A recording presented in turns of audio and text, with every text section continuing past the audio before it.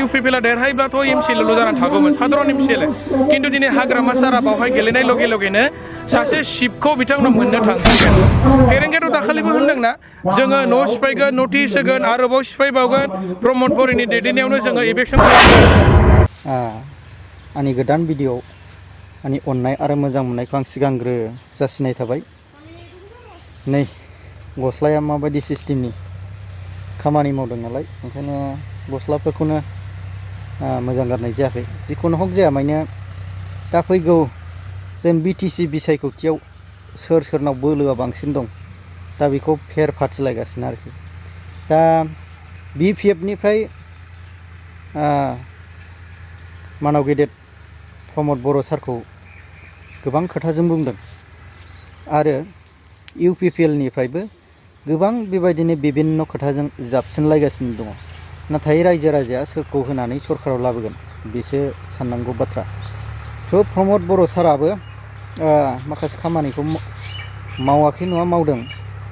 आरो फैगोन बिटिसि बिसायख'थियाव जोंनि माखासे बिटिसिआव मोनखानाय पावारखौ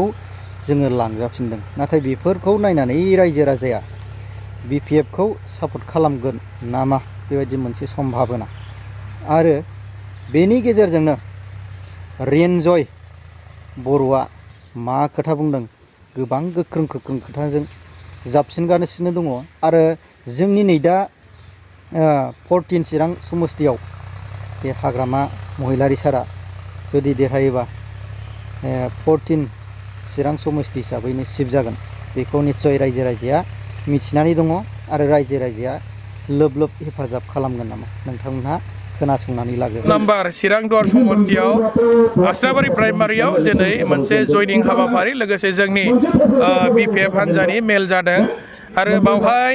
जोंनि बिटिसिनि बारग' चिफ आरो बिपिएफ हान्जानि आफादगिरि हाग्रामा सारा बावहाय बे समस्तियाव इलेक्सन गेलेफैसिगोन आरो बेखौ खोनानाय लोगो लोगोनो दिनै इउपिपिएलनि गोबां सापर्टारफ्रा दिनै गोसोआव रंजाखांदों आरोखि। रंजानायनि खारना बेनो माने चिरांड समस्तियाव चिफ मोननो हासिगोन बिथांमोना। सोरबा इउपिपिएल देरहायोब्लाथ' एमसिएल' जानानै थागौमोन साधारन एमसिएल खिन्थु दिनै हाग्रामा सारा बावहाय गेलेनाय लगे लगेनो सासे शिबखौ बिथांमोना मोननो थांसिगोन आरो हाग्रामा सारनि दैदेननायाव सरकार दागोना रोखा जाखाबायखौ बयबो मिथिखासिगौ। दा बेनिखायनो दिनै सासे शिबखौ मोनसिगोन होननानै चिरांड समस्तिनि इउपिपिएलनि मानसिफ्रानो दिनै बिपिएफआव हाबफैगासिनो दं। थांनाय बाराव परिबर्तननि मुङाव माने गोबां रायजोफोरा ट्रेक्टराव इउपिपिएलनो भट होनानै देरहासार खालामदोंमोन। एबार खिन्थु रायजो राजाफ्रा गाज्रि मोनबाय मानोना इउपिपिएलआ सरकाराव फैग्रो मोना जोंनि बर' मानसिफोरखौनो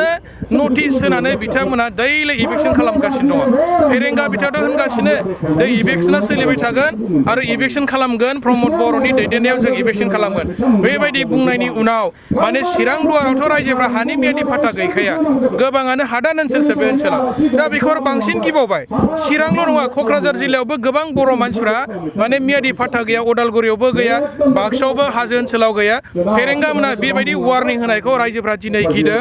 आरो बेनिखायनो बिपिएफ नङाबा जानाय नंला। हाग्रामा सारा जोबोद सासे माने मोजां मानसि मोजां दैदेननो हाग्रा मानसि। हाग्रामा सारा सरकार सालायनाय समाव रावबो बर' मानसिफ्रा इलेक्सननि नटिस मोननानै गाबनो गोनां जायाखैमोन न' बां सिफायनाय जायाखैमोन। बे ओनसोलाव रायजो जानाय नेपालि मानसिफोर गुरखा मानसिफोर बे ओनसोलाव रायजो जानाय हारसा मानसिफोर बाङालि मानसिफोर आदिबासि माने गुबुन गुबुन हारिफोरखौ मालाबाबो इलेक्सन नटिस हाग्रामा सारा होफेराखै आरो खिन्थु दिनै बिटिआर सुक्ति जानायनि उनाव दैलि बर' मानसिनि सायावनो इलेक्सन खालामनायखौ जोङो नुदों। सान्तिनि खोथा बुङो बिथांमोना खिन्थु सान्तिनि खोथा बुंनानै सान्तिनि स्ल'गान होनानै बिथांमोना माने असान्तिनि खामानिसो मावबाय थादों आरो साख्रि बाख्रि होनो हायाखिसै। सेल्फ हेल्प ग्रुपनो 75,000 होगोननायाबो थगायबाय। न'खर न'खर साख्रि होनायनि बाथ्रा सुइजारलेण्ड बानायनायनि खोथा बिथांमोना जेबो मावनो हायासै। डेभेलपमेन्टनि खोथा बुंदोंमोन बे ओनसोलाव मेडिकेल कलेज गायसननायनि खोथा बुंदोंमोन माने NIT IIT CIT बायदिसिना माने टेक्निकेल इन्स्टिटिउसन गायसननो बिथांमोना खोथा होदोंमोन खिन्थु दिनै मोनसेबो मावफुंनो हायासै। इलेक्सन सफैबाय दिनै बिथांमोना गोदानै कनस्ट्राक्सननि खामानि मावनो हाला सेंसन खालामनो हाला माबा मोनसे गोदान खामानि बिथांमोना मावफुंनो हाला। खिन्थु दिनै रायजो राजाफ्रा बुजिखाबाय बिसोरजों जेबो डेभेलपमेन्ट जानाय नंला। बेनिखायनो डेभेलपमेन्ट जुदि नांगौब्ला हाग्रामा सारखौ नांगोन। साख्रि बाख्रि जोंनि लाइमोन बेकार सेंग्रा सिख्लाफोरनो जुदि साख्रि बाख्रि होनांगौबा हाग्रामा सारनि सरकार नांगोन आरो बिपिएफ गैयाब्ला BPF थायाब्ला जोंनि बिटिसिआ माने धंस जागोन बेखौ रायजोफ्रा नुखाजोब्बाय बुजिखाजोब्बाय आरो बेनिखायनो दिनै बयबो हाग्रामा सारखौ पावाराव फैफिननायखौ लुबैदों आरो चिरां जिल्लानि बे 14 नम्बर समस्तिनि मानसिफ्रा बयबो दिनै गोसोआव रंजादों आरो हाग्रामा सारखौ माने वेलकाम खालामदों आरो आदिबासिफ्राबो बिराद मोजां मोनदों गुरखाफ्रा मोजां मोनदों बर' मानसिफ्रा मोजां मोनदों बे ओनसोलाव रायजो जानाय राजबंशी मानसिफ्रा मोजां बयबो जाति जनगोष्ठीया दिनै हाग्रामा सार फैयोब्ला मोजां आरो बे समस्तिनि मानसिफ्रा सिटखौ मोननो हासिगोन बे खोथाखौ मोनथिनानै जोबोर रंजादों आरो हाग्रामा सारानो 14 नम्बर चिरां दुवाराव बिराद बुरजा भट मोननानै देरहागोना दिनै तारिखआव माने रोखा जाबाय आरोखि मालाबाबो कलेज गोदान गायसननो हाला बिटिआर सुक्तियाव लिरनानै लाबोदोंमोन बिथांमोना खिन्थु भारत सरकाराथ' अलरेडि होनो हाला होनना बुंखाबायना मोनसेबो गोदान कलेज हस्पिटाल माबा मोनसे गोदान इन्स्टिटिउसन बे इउपिपिएलआ मावनो हाला 5 बोसोर टाइमा बारबाय आरो बिसोरो दिनैनि तारिखआव इलेक्सन गेलेब्ला उदालगुरिनिफ्राय जागायनानै आप टु गसाइगावसिम इउपिपिएलआ 3 बा 4ल' देरहागोन आरो एमसिएलए 3 4ल' देरहाब्लालाय बोरै सरकार जानो दा दिनै बिथांमोनखौ बिजेपिआथ' सहाय खालामखाला होननानै अलरेडि अफिसियेलि डिक्लेयार होखाबाय दा बिजेपिआ सहाय खालामला होननाय लगे लगेनो इउपिपिएलनि लिडारफ्रा नार्भास जाजोबखाबाय गिजोबखाबाय बिसोरो जे बिजेपिआ सहाय खालामाबा थाखा फैसा पुलिस एडमिनिस्ट्रेसन फारफ्रोमथिंनिफ्रायबो जुदि बिजेपिआ सहाय खालामाबा इउपिपिएलआ हारसिङै इलेक्सन गेलेनो हानायनि कुनु साहस गैया आरो हारसिं देरहानाया थांनाय बाराव परिबर्तननि मोनसे दोहौ दङमोन बिटिआर सुक्तिनि मोनसे दोहौ दङमोन बे दोहौ थासेयावबो बिसोर 11ताल' देरहादों मेजरिटि देरहाखायाखै बिजेपिनि अननायावसो सरकार दानो मोनदोंमोन खिन्थु एबाराव बिजेपिआ हारसिं इलेक्सन गेलेगोननानै माने फोसावखाबाय आरो बिपिएफआ बेखौनो जोङो मोजां मोनदों जे हारसिं इलेक्सन गेलेबा इउपिपिएल हिसाबै 3 बा 4 आरो बोरैबा जायोबा परिबेसा जुदि उल्थां फाल्थां जायोबा इउपिपिएलआ जिर'बो जानो हागौ आरो फैबाय थानाय इलेक्सनाव बिथांमोना गोजोन गोरोबथा होनदों फारसेथिं न' सिफायनो नटिस होदों न' सिफाय जानानै न' बां होखारजानानै बोरै गोजोन जानो खुगायाव सान्तिनि खोथा बुंबालाय बोरै जानो मानसिफोरखौ थांना थानायनि बेबस्था हो न' बां लुनो बेबस्था हो गारि मथर बायनायनि साख्रि बाख्रि माबानायनि लामा दालां बानायनायनि इनफ्रास्ट्राक्चार डेभेलपमेन्ट खालामनायनि सेंग्रा सिख्लाफोरनो साख्रि होनायनि बायदिसिना डेभेलपमेन्टनि खामानि माव खुगायाव गोजोननि बाथ्रा बुङो ओरैथिंजाय न' सिफायनो दैलि नटिस होयो हादान ओनसोलाव रायजो जानाया बर' मानसियानो बांसिन दं आदा हा मियादि फाट्टा गैया बर' मानसियानो बांसिन दं आदिबासिफ्राबो मियादि फाट्टा गैया गोबां मानसिफ्रानो दा बिसोरनि सायाव दैलि नटिस होदों ओमफ्राय ओरैजाय मिथिङावबा गोजोननि बाथ्रा बुङो सान्तिनि बाथ्रा बुङो सान्तिया बोरै फैनो न' सिफाय जायोबा सान्ति फैयो नामा मानसिफ्रा दा बेनिखायनो बिसोरखौ जोङो फोथायनो हाला नोंथांमोना नुदों जे 2021 सननि जानुवारि दाननिफ्राय इउपिपिएलआ पावाराव फैग्रोमोना दैलि न' सिफायबाय थादों फेरेंगायाथ' दाखालिबो होनदोंना जोङो न' सिफायगोन नटिस होगोन आरोबाव सिफायबावगोन प्रमद बरिनि दैदेननायावनो जोङो इभेकसन खालामगोन बेबायदि माने खोथा होनबावदों दाखालिबो दा बेनिखायनो इउपिपिएल होनोब्ला रायजोफोरा दिनै एक्सेप्ट खालामला बर' मानसिफ्रा गियो इउपिपिएलखौ आरो इउपिपिएलनि ट्रेक्टरि सावगारियाव रावबो माने जोंनि बे ओनसोलाव रायजो जानाय आदिबासि होन गुरखा होन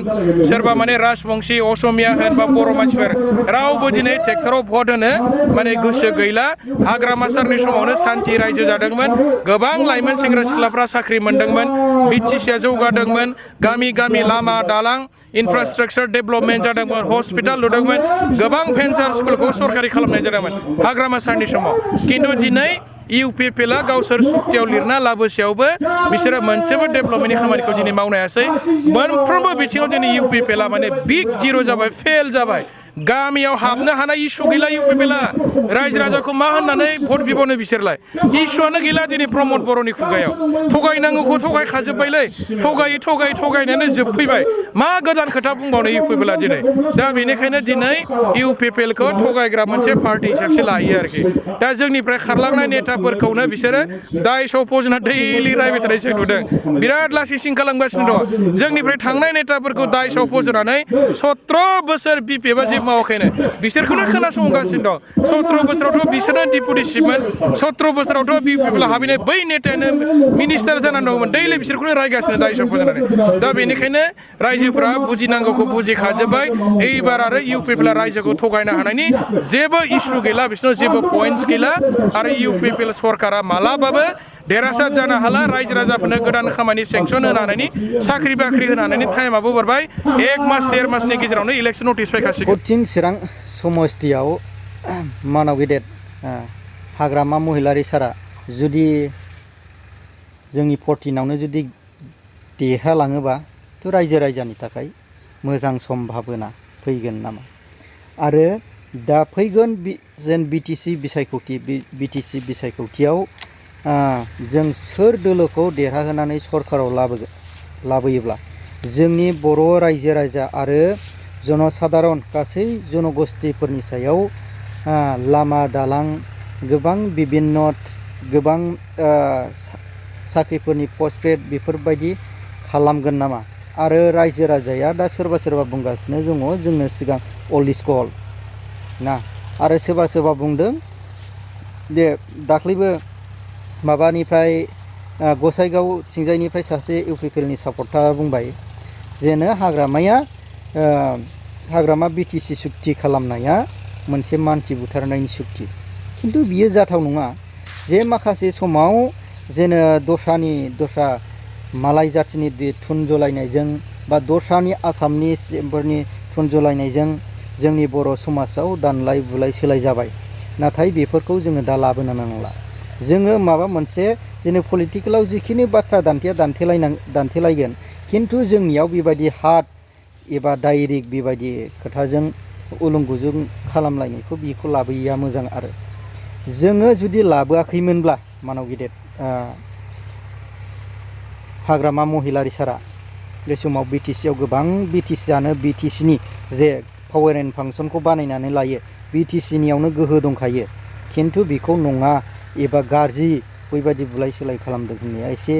गनायथाव जायाखै, एसे गाज्रि जादों आरोखि। थ' फैगोन बिटिसि बिसायख'थियावसो जोङो रायजो राजाया सोरखौ अनो बियो रायजो राजानि आखायावसो थाबाय, आखाइ मुथियावसो। थ' रायजो राजाया सोरनो भट होनानै देरहाहोयो। रायजोफोर नोंथांमोनहा नेनानै थादो। आरो जुदि जायफ्रा चेनेलाव गोदान चेनेलखौ साबस्क्राइब खालामनानै लाबानो जाबाय। आंनिसिम बेनो गुरै खावलायनाय।